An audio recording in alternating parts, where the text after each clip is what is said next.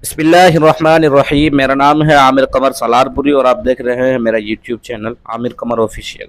जैसा कि आप तमाम हजरात जानते हैं कि आज से हमारे यूट्यूब चैनल पर उर्दू शायरी मुख्तसर फन शायरगिरी का पहला सबक शुरू होने जा रहा है। तो चलिए बिला किसी ताखिर और तमहीद के हम सबक शुरू करते हैं। सबक नंबर 1, इब्तिदाई बातें। सबसे पहले हम बात करते हैं कि इब्तिदा से शायरी सीखने वालों को शायरी सीखने के लिए किन किन चीज़ों की ज़रूरत होती है। तो देखिए हम यहाँ बात करते हैं कि किसी भी मुब्तदी को शायरी सीखने के लिए 4 चीज़ों की ज़रूरत होती है।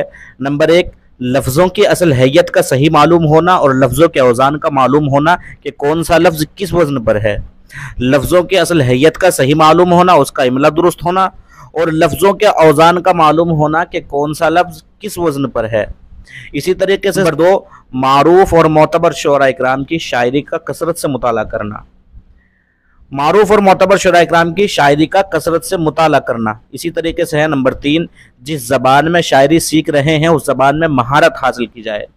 यानी जिस ज़बान में शायरी सीखना चाहते हैं उस ज़बान में मुकम्मल महारत हासिल की जाए। नंबर 4 है मुब्तदी को अपने फ़िक्र और ख़यालात में बुलंदी पैदा करना। इब्तिदा से सीखने वालों के लिए ज़रूरी है कि अपने फ़िक्र और ख़यालात में बुलंदी पैदा करना। और इसी तरीके से नंबर 5 है मुब्तदी को शायरी की मश्क करना और माहिरीन फ़न से इस्लाह लेना। तो आज की वीडियो में सिर्फ इतना ही। मिलते हैं इंशाल्लाह अगली वीडियो में, तब तक के लिए अल्लाह हाफिज़। अस्सलामु अलैकुम वरहमतुल्लाहि।